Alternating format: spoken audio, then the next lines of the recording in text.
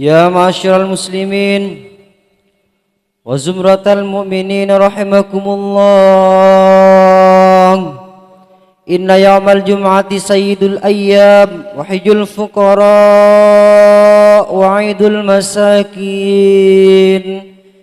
الخطبتان فيها مقام ركعتين من الفرض، فإذا صعد الخطيب على المنبر فلا يتكلمن أحدكم، ومن يتكلم فقد لغى، ومن لغى فلا جمعة له.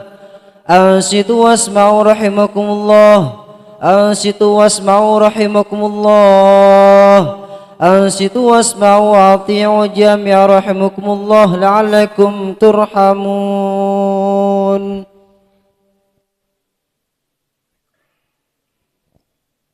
اللهم صل على محمد. اللهم صل على محمد.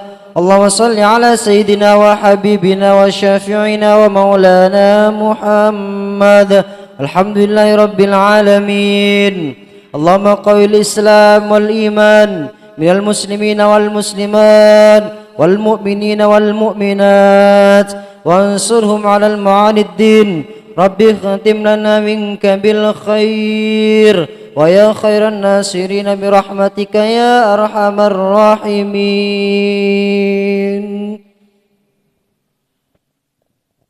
السلام عليكم ورحمة الله وبركاته.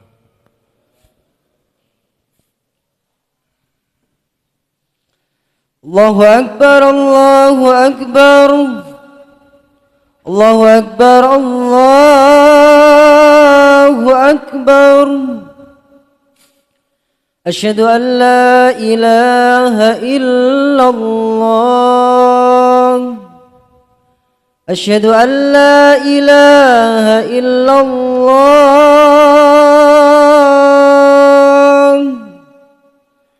أشهد أن محمدا رسول الله. أشهد أن محمدا رسول الله.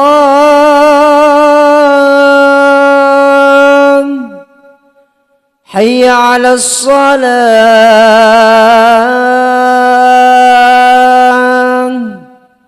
حي على الصلاة.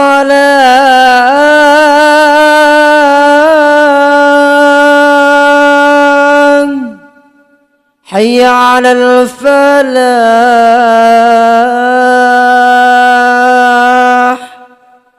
حي على الفلاح.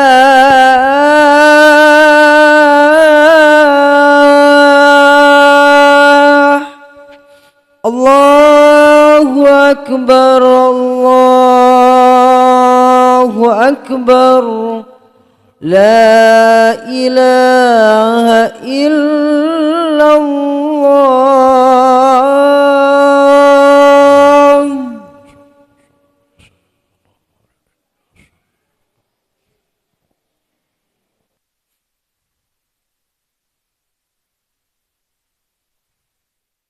الحمد لله. الحمد لله الذي بفضله اتقى المتقون ربهم، وبفضله ازداد فإلى حتاب إلى جنة كرامة. أشهد أن لا إله إلا الله، وأشهد أن محمدا رسول الله. اللهم صل وسلم على سيدنا محمد. أما بعد، فيا عباد الله، أوصيكم ونفسي بتقوى الله، فقد فاز المتقون. اتقوا الله حق تقاته، ولا تموتن إلا وأنتم مسلمون. Jamaah salat Jumat rahimakumullah. Rasulullah sallallahu alaihi wasallam berpesan, ada 3 hal yang bisa menyelamatkan dan 3 hal yang bisa merusak. Yang menyelamatkan antara lain 1, takwa kepada Allah dalam sepi maupun ramai. Yang kedua, berkata benar atau adil dalam kondisi ridha maupun marah. Yang ketiga, bersikap sederhana dalam keadaan kaya maupun miskin. Sedang yang merusak antara lain, yang pertama bakhil yang kelewatan,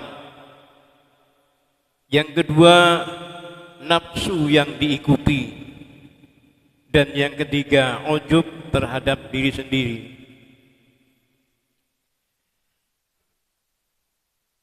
Enam sifat di atas adalah terjemahan hadis yang diriwayatkan oleh Imam Al-Baihaqi ini secara tegas menjelaskan sikap-sikap yang saling bertentangan. Tiga penyakit perilaku yang terakhir dapat merusak kemuliaan manusia sebagai hamba Allah, menjauhkan seseorang dari kebahagiaan akhirat, dan keluar dari kewajiban hidup sebagai makhluk di dunia.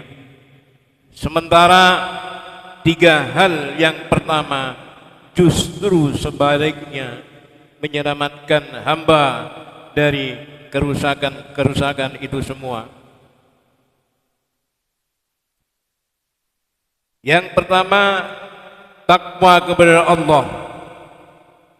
Takwa bermakna melaksanakan seluruh perintah kepada Allah dan menjauhi larangan-larangannya. Ini merupakan tanggung jawab yang tidak sederhana, karena menuntut seorang hamba secara total patuh dan pasrah hanya kepada Allah. Sebagaimana kita kerap saling paham, kita tak menyukainya. Hukum juga tidak boleh membedakan perilaku antara si A dan si B, walaupun salah satunya adalah seorang pejabat atau orang kaya.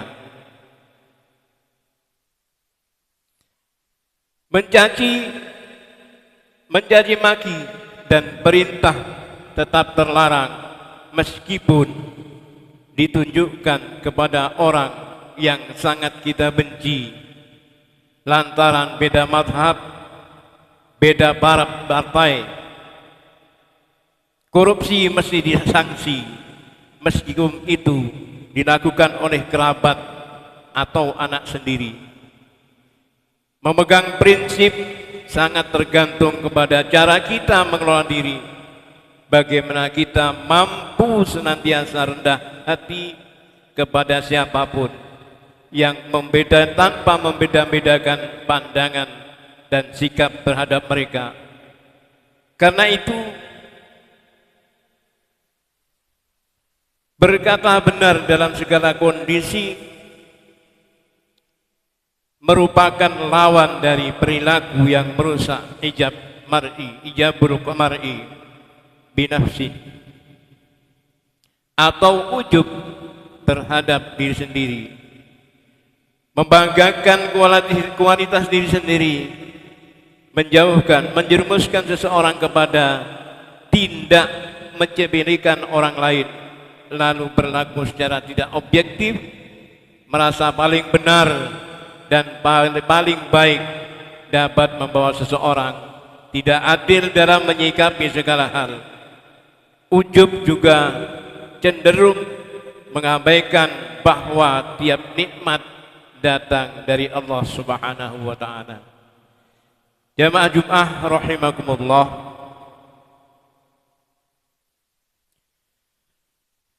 sederhana saat kaya maupun miskin, hal ini menjadi ciri dari kedewasaan seseorang dalam memaknai kekayaan.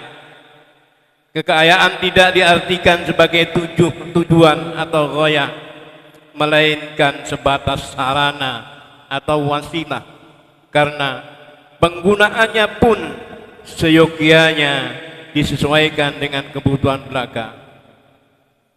Sederhana bukan berarti kekurangan, apalagi berlebihan. Ia berbeda di antara sangat irit atau pelit dan mubazir atau pemborosan dan huru-hara. Kesederhanaan juga merupakan cermin dari kepribadian yang sanggup membedakan antara kebutuhan dan keinginan. Apa yang diinginkan seseorang tak selalu identik dengan keperluannya, karena kebutuhan senantiasa mempunyai porsi, sementara keinginan luas tak terbatas. Anjuran hidup sederhana dalam kondisi apapun sangat relevan bila dikaitkan dengan hakikat harta yang sejatinya karena Allah. Di dalamnya ada hak, di dalamnya ada hak untuk dirinya dan juga ada hak untuk orang lain. Bagi orang miskin, kesederhanaan adalah strategi untuk tetap bersyukur dan wajar dalam berekonomi. Bagi orang kaya, kesederhanaan adalah pertanda ia tak tenggelam dalam gemerlap duniawi. Sekaligus momen berbagi harta lebih yang ia miliki. Jangan sampai kita menjadi sangat kikir, yang menjadi salah satu perilaku merusak. Dan dalam hadis di atas,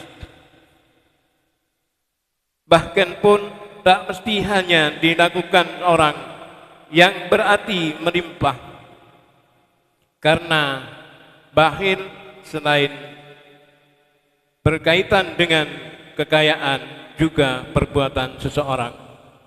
Rasulullah bersabda, iyyakum wasyuhha fa'annama ahlaka man qablakumus syuh.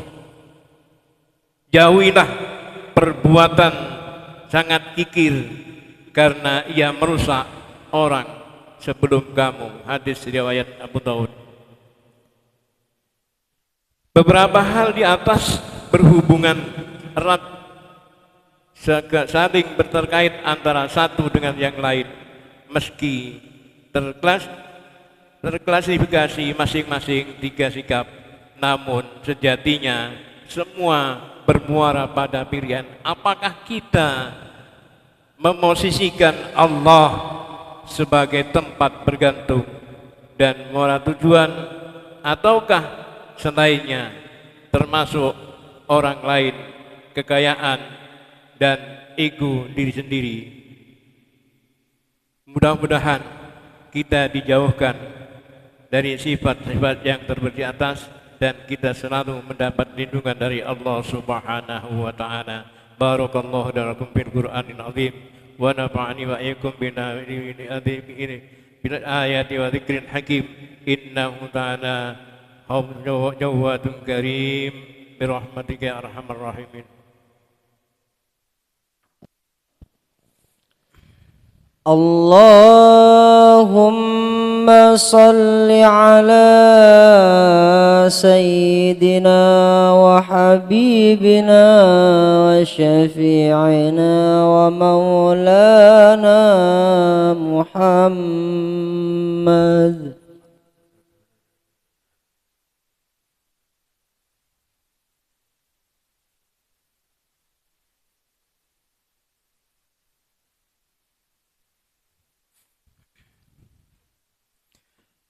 الحمد لله حمدا كما أمر. أشهد أن لا إله إلا الله وحده لا شريك له إرغاما لمن جهد به وكفر. وأشهد أن سيدنا محمدا عبده ورسوله سيد الإنس والبشر. اللهم صل وسلم على سيدنا محمد وعلى آله وصحبه ما اتصلت عين بنظر وأذن بخبر. أما بعد، فيا أيها الناس اتقوا الله تعالى وذروا الفواحش ما ظهر وما بطن، وحافظوا على الطاعة وحضور الجمعة والجماعة، واعلموا أن الله أمركم بأمر بدأ فيه بنفسه وثنى بملائكة قدسه وقال تعالى ولم يزل قائلا عليما إن الله ملائكته يصلون على النبي يا أيها الذين آمنوا صلوا عليه وسلموا تسليما اللهم صل وسلم على سيدنا محمد وعلى آل سيدنا محمد كما صليت على سيدنا إبراهيم وعلى آل سيدنا إبراهيم في العالمين إنك حميد مجيد اللهم وارض عن الخلفاء الراشدين الذين قضوا بالحق وكانوا به يعدلون أبي بكر وعمر وعثمان وعلي وآل ستة متممين للعشرة الكرام وعن سائر أصحاب نبيك أجمعين وعن التابعين وتابع التابعين ومن تبعهم بإحسان إلى يوم الدين اللهم لا تجعل لأحد منهم في عنقنا ظلامة ونجنا بحبهم من أهوال يوم القيامة اللهم أعز الإسلام والمسلمين وأهلك الكفرة المشركين وعن كلماتك إلى يوم الدين اللهم آمنا في دورنا واصلح ولاة أمورنا واجعل اللهم ولايتنا في من خافك واتقاك اللهم اغفر للمسلمين والمسلمات والمؤمنين والمؤمنات الأحياء منهم والأموات برحمتك يا واهب العطيات اللهم ادفع عنا الغلاء والوباء والربا والزنا والزلازل والمحن وسوء الفتن ما ظهر منها وما بطن عن بلدنا هذا خاصة وعن سائر بلاد المسلمين عامة يا رب العالمين ربنا آتنا في الدنيا حسنة وفي الآخرة حسنة وقنا عذاب النار عباد الله إن الله يأمركم بالعدل والإحسان وإيتاء ذي القربى وينهى عن الفحشاء والمنكر والبغي يعظكم لعلكم تذكرون واذكروا الله العظيم يذكركم واشكروه على نعمه يزدكم واسألوا من فضله يعطيكم ولذكر الله عز وجل وأكبر الله أكبر الله أكبر أشهد أن لا إله إلا الله أشهد أن محمدا رسول الله حي على الصلاة حي على الفلاح قد قامت الصلاة قد قامت الصلاة الله أكبر الله أكبر لا إله إلا الله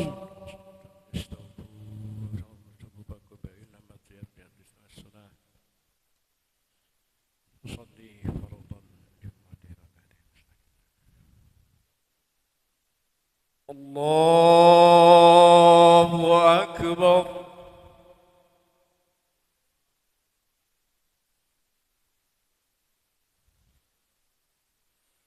بسم الله الرحمن الرحيم الحمد لله رب العالمين الرحمن الرحيم مالك يوم الدين إياك نعبد وإياك نستعين اهدنا الصراط المستقيم صراط الذين أنعمت عليهم غير المغضوب عليهم ولا الضالين آمين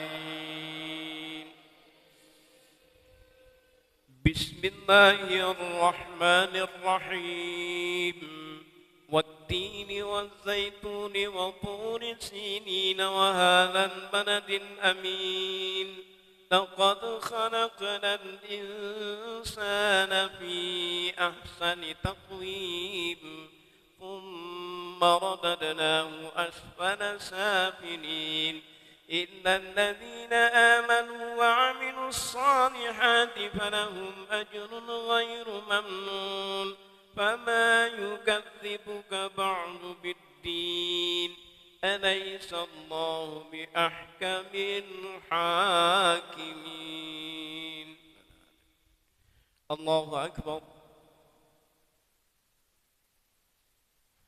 سمع الله لمن حمده الله أكبر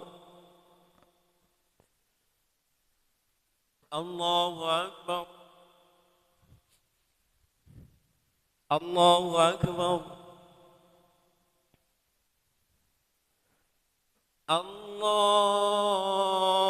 الله أكبر. بسم الله الرحمن الرحيم. الحمد لله رب العالمين الرحمن الرحيم مالك يوم الدين.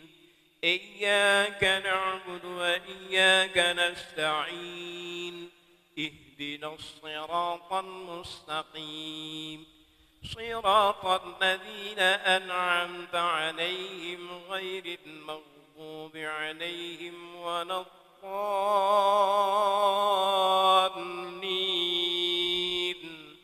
آمين.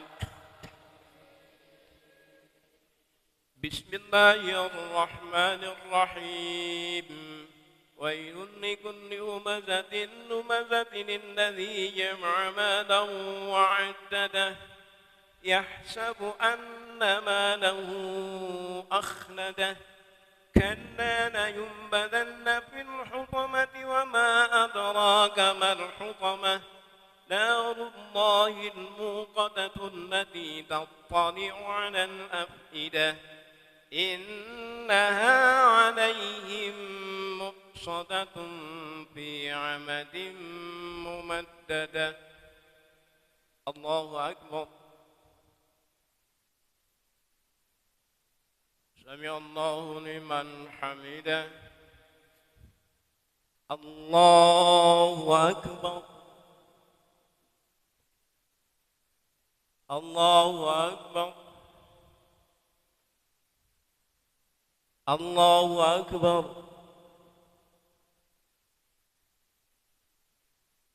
الله أكبر.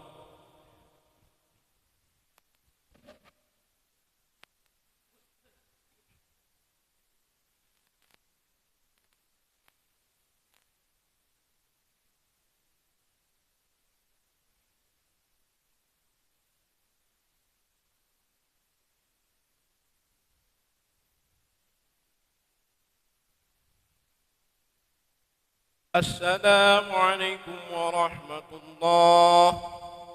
السلام عليكم ورحمة الله.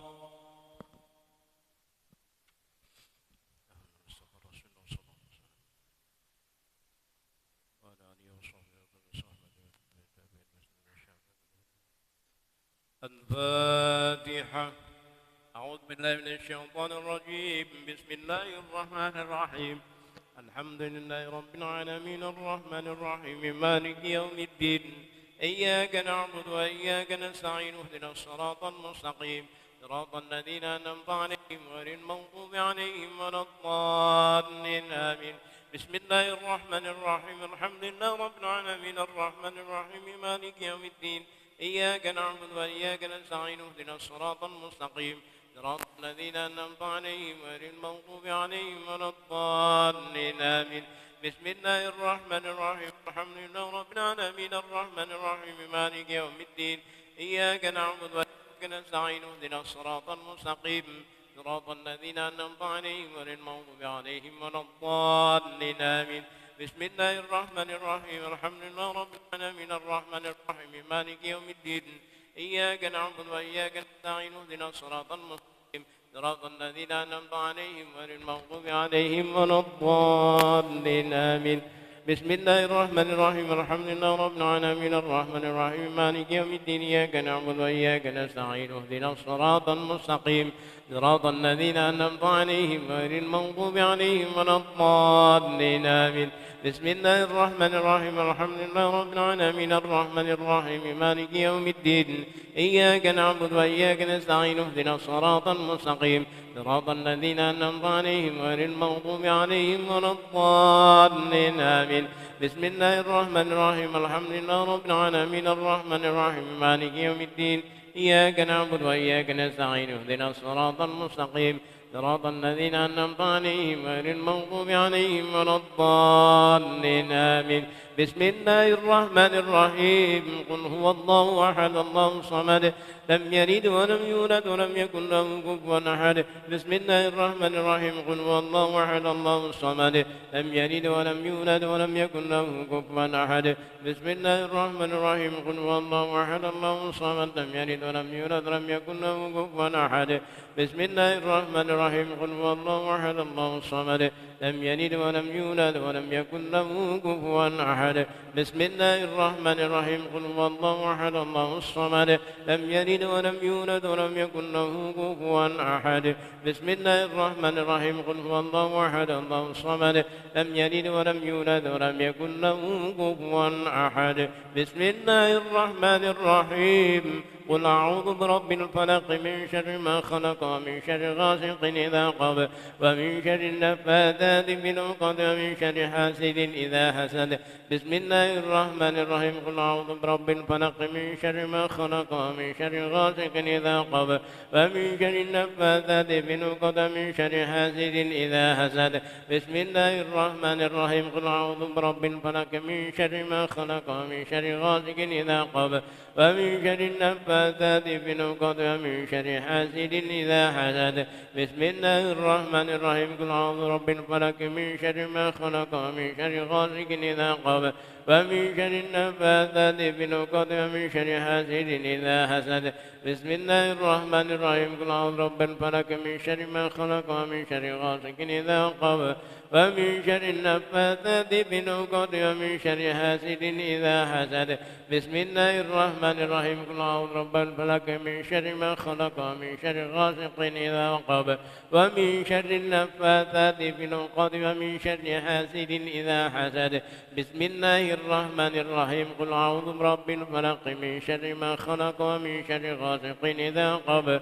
ومن شر النفاثات في العقد ومن شر حاسد إذا حسد بسم الله الرحمن الرحيم قل أعوذ برب الناس ملك الناس إله الناس من شر الوسواس الخناس الذي يوسوس في صدور الناس من الجنة والناس بسم الله الرحمن الرحيم قل أعوذ برب الناس ملك الناس إله الناس من شر الوسواس الخناس الذي يوسوس في صدور الناس من الجنة والناس بسم الله الرحمن الرحيم قل أعوذ برب الناس ملك الناس إله الناس من شر الوسواس الخناس الذي يوسوس في صدور الناس من الجنة والناس بسم الله الرحمن الرحيم قل أعوذ برب الناس مالك الناس إله الناس من شر الوسواس الخناس الذي يوسوس في صدور الناس من الجنة والناس بسم الله الرحمن الرحيم قل أعوذ برب الناس مالك الناس إله الناس من شر الوسواس الخناس الذي يوسوس في صدور الناس من الجنة والناس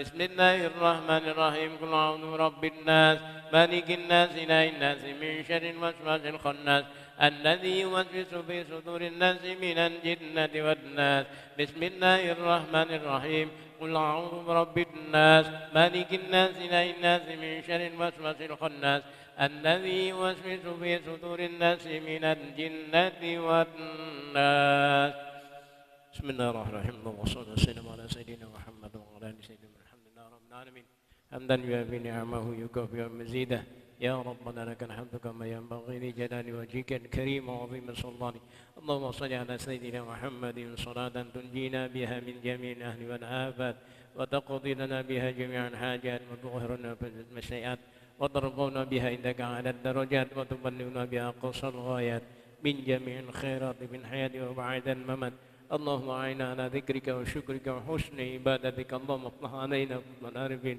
اللهم نور قلوبنا بنور هدايتك كما نورت الأرض بنور شمسك وقمرك أبدا أبدا برحمتك يا أرحم الراحمين اللهم جملنا بالعافية والسلامة وحققنا بالتقوى والاستقامة وعيدنا من موجبات ندم إنك سميع الدعاء اللهم اغفر لنا ذنوبنا ولوالدينا وارحمهما كما ربيانا صغارا ولجميع المسلمين والمسلمات والمؤمنين والذين أحياء من محمد اللهم اجعل أولادنا تلاميذنا ذرياتنا من أهل العلم وأهل الخير والتقوى ولا تجعلنا يوم من أهل الشر والضير اللهم ارزقنا حسن الختام الموت على الإيمان والإسلام بدخول دار السلام برحمتك ما ذكرنا يا ذا الجلال والإكرام ربنا ظلمنا أنفسنا وإن لم تغفر لنا وترحمنا لنكونن من الخاسرين ربنا هب لنا من أزواجنا وذرياتنا قرة أعين واجعلنا للمتقين إماما ربنا لا تزغ قلوبنا بعد إذ هديتنا وهب لنا من لدنك رحمة إنك أنت الوهاب ربنا آتنا في الدنيا حسنة وفي الآخرة حسنة وقنا عذاب النار وادخلنا الجنة مع الأبرار يا عزيز يا غفار يا رب العالمين وصلى الله على سيدنا محمد وعلى آله وصحبه وسلم سبحان ربك رب العزة عما يصفون وسلام على المرسلين والحمد لله رب العالمين إلهي لست للفردوس أهلا ولا أقوى على نار الجحيم فهب لي توبة واغفر ذنوبي فإنك غافر الذنب العظيم إلهي لست للفردوس أهلا ولا أقوى على نار